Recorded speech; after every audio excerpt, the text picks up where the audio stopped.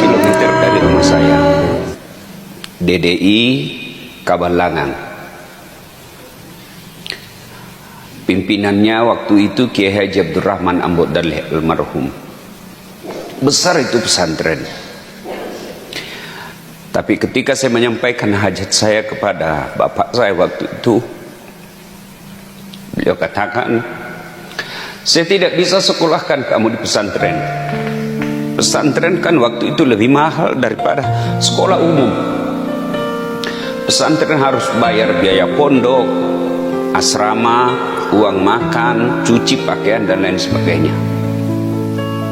Sementara sekolah umum cukup bayar OSIS, BP3, uang pramuka. Ya kurang lebih 2 kali lipat lah sekolah pesantren dari sekolah umum. Saya protes waktu itu. Saya bukan mau beli motor, saya mau sekolah agama.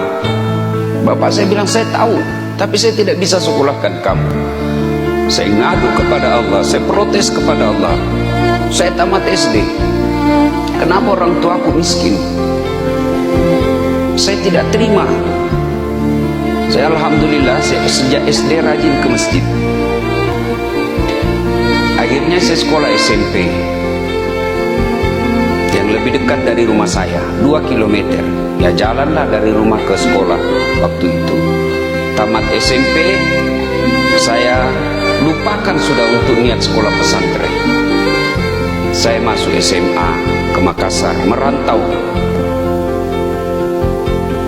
Tamat SMA, saya kuliah di Unhas. Tamat SMA, bapak saya tidak mau kalau saya sekolah umum. Saya lulus di Sospor, sosial politik. Bapak saya bilang, apa itu sekolah politik? Sekolah itu kan tipu. Bapak saya kan almarhum tidak punya sekolah. Taunya politik itu tukang tipu. Apa kau sekolah politik? Saya tidak mau kau jadi tukang tipu. Saya kau mau sekolah ustaz.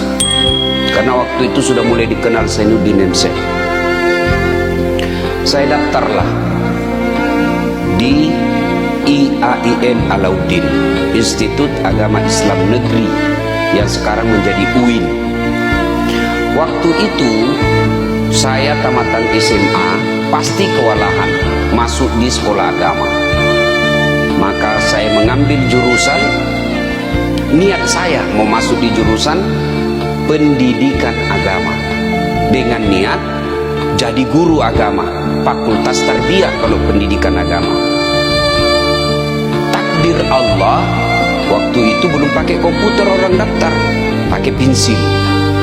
Yang saya lingkari peradilan agama.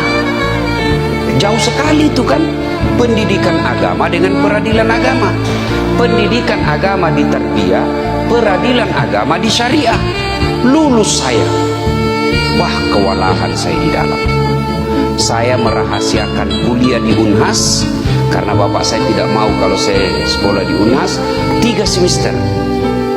Saya rahasiakan kalau saya kuliah rangkap. Ketahuan juga, marah bapak saya. Mana bisa kau sekolah 2? 1 aja orang setengah mati, apalagi 2 tempat kuliahmu? Tidak mungkin. Saya bilang, kasih saya waktu. Dengan izin Allah bisa selesai dua-duanya. Selesai di Unhas cepat, 3 tahun 8 bulan. Bahkan saya masuk golongan wisudawan terbaik, 3 tahun 8 bulan. Di IAIN saya selesai 7 tahun dengan IP 2,1. Dosen saya waktu itu, pembimbing saya namanya Ibu Nur Huda Nur. Nah, itu pembimbing skrip saya. Dia bilang, capek sudah saya lihat mukamu. 7 tahun kuliah. Teman saya sudah pada selesai, saya masih babak belur. Saya sudah mau di DO waktu itu Pak Kiai. Sudah dikasih surat mau DO. Sama dekan saya namanya almarhum Profesor Dr. Basok Midon, ahli hadis. Mau dikasihlah saya surat DO. Masuklah saya di kamar dekan. Dilihat, Dasat Latif, bukan kamu yang selalu menulis di harian Fajar? Saya selalu menulis opini, rubrik opini. saya, Ustaz, di situ tertulis penulis adalah mahasiswa pasca sarjana Unhas. Iya, saya pasca sarjana di Unhas sekarang S2. Bagaimana caranya? Nah, kau belum selesai. Saya bilang, saya sudah selesai di Unhas. Sebenarnya saya bukan goblok. Saya bilang gitu. Saya tidak selesai di sini bukan karena saya goblok, cuma karena waktu saya kurang. Karena saya kuliah juga di Unhas. Oh, dia terharu. Dikasihlah saya waktu untuk menyelesaikan mata kuliah yang tertinggal. Hampir 20 mata kuliah. Dikasih saya 4 bulan. Alhamdulillah, selesai juga. Selesai S2. Ambil lagi S3. Diangkat jadi dosen. Alhamdulillah. Dengan izin Allah. Tanpa sekolah di pesantren, bisa menjadi penceramah. Alhamdulillah.